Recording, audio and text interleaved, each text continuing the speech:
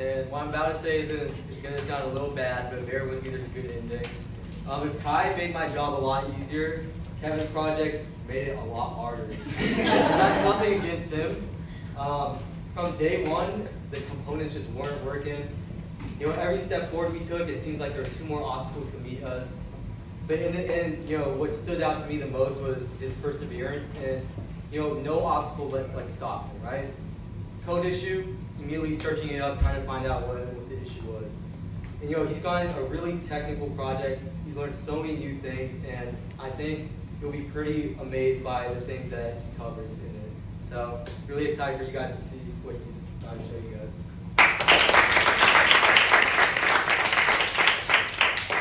What's up, everyone? I'm Kevin Yang. I go to Los Gatos High School, and my project is a sprint timer, which is inspired by the NFL Combine's 40-yard dash.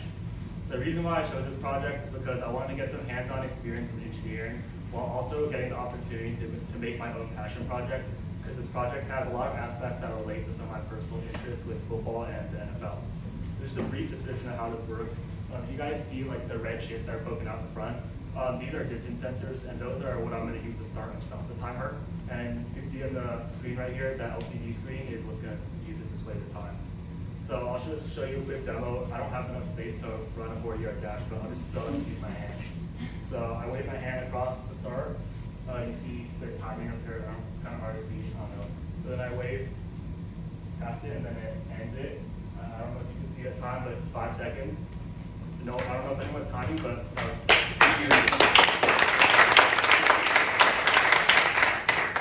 so how this works is the distance sensors are constantly reading distance values by using a laser, and it measures the amount of time the laser takes to reflect back from the object to estimate the distance. And it has a max range of about 4 meters, so you know, a lot of room for stuff to go past it. So in my code, it only detects an object within a certain threshold of distance. Everything else it ignores, and that's how it's going to start and stop the timer. And so how it actually works, like I'm using ESP32. You can see I removed the lid. You can see an ESP32 there. And so when an object crosses the starting distance sensor, the ESP32 marks that time down from an internal clock and labels that as the start time. And then it sends a message to the second ESP32 just to get it ready for another object to come by. And when it does, then that instantly sends a message back telling it to record that time, and it labels it as the end time. And in order to find the elapsed time, it just subtracts the start time from the end time and then displays it on the LCD screen. And also you can see on the sides here, these are metal push buttons, and the only function they serve is to just reset everything after, you know, to start a new trial. That's all it does. It works by, because it's connected to the reset pin of the ESP32, and that's all it does. So I'll show you my modifications real quick.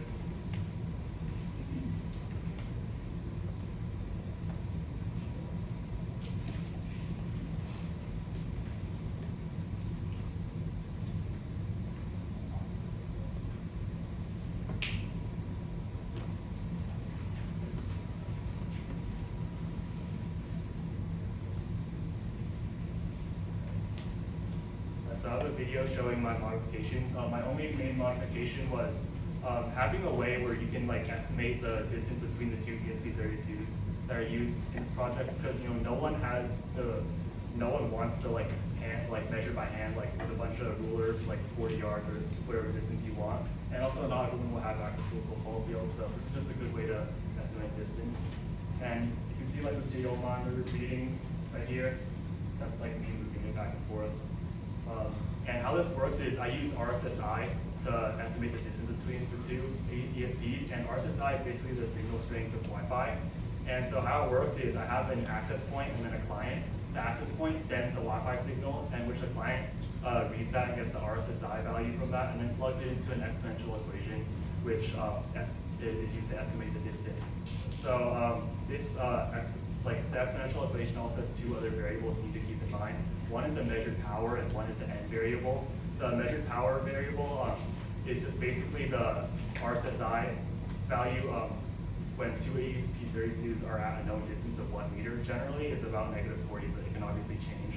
And the n value is the path loss exponent, and that is determined based on the surrounding environment. It generally ranges from 2 to 4, And with 2 being using it in free space, and 4 is when there's like when we're indoors or there's heavy obstruction.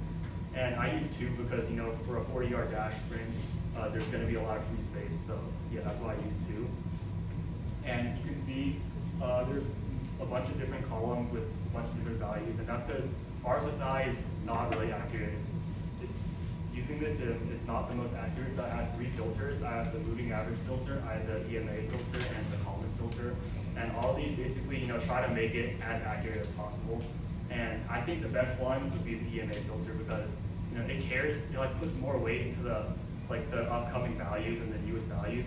So like when you're trying to measure it by hand, you're like constantly moving back and forth to try and get the your desired value. And that's why you want to know more of like the next value is coming up because we keep on moving back and forth and stuff like that.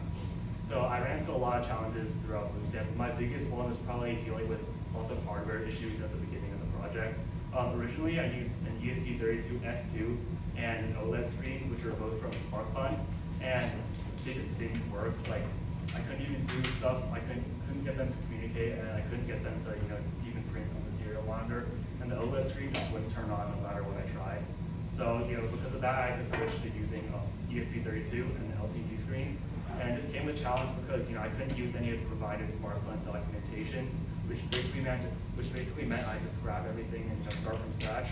And it was kind of hard because I came in without any previous knowledge, so I had to spend extra time working with my instructors who helped me out a lot, and also doing some research, actually understanding my code to just make it better. So I learned a ton of things at Bootstrap, and from simple stuff such as working with C++, soldering, working with hardware and wiring, also to more deeper lessons such as actually taking the time to look at my code, actually understand what it's doing, just to make my life easier when adding things or debugging or fixing any issues. So now I told you the stuff I've learned already, and obviously those stuff are most definitely that stuff is most definitely going to be used in the future.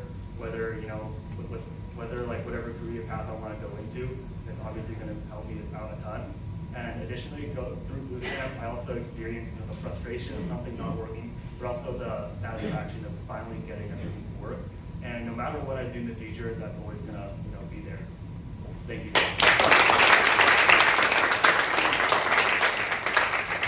Questions? How did you kind of debug having 2 ESP32s kind of contacting together? Like how did you debug or test out how accurate your system was? You're talking about for the timings and everything, seeing actually the different times, how I guess how did you kind of test that out to see if it was pretty accurate? Were you just using your stopwatch or Yeah, I have a stopwatch, and then I just start looking at the same time and everything. But originally I had my code utilized internal clocks of both ESP32s, which would I would constantly offset and have error, so my time would be super inaccurate. But changing my code to only utilize one of the internal clocks just made everything a lot smoother. Is there a max distance you can set the 2 ESP32s away from each other? As far as I know, not really. The furthest we tested was about 40 yards, 36 meters.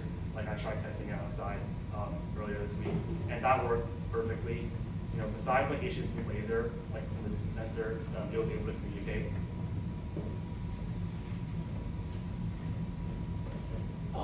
Your project looks really highly technical. What was your favorite thing to learn about? My favorite thing to learn about was actually the hardware. That was actually probably the easiest thing to learn about, in my opinion. But I just thought it was interesting because I never knew my distance sensor actually used a laser because it's an invisible laser, you can't see it. And I was also really enjoyed learning about the push button because although it seemed simple, I wasn't I kind of spent probably longer than I should have researching it. Same with the LCD screen. I thought it was just a screen, but the way it works is different from other screens. How do you pick what laser to choose? How do you design how do you design your distance sensor on it? The distance sensor was provided with the SparkFun stuff. That was actually the only SparkFun thing that worked. So I just kept using it, and it's actually I think it's pretty great because it can measure up to 4 meters. So.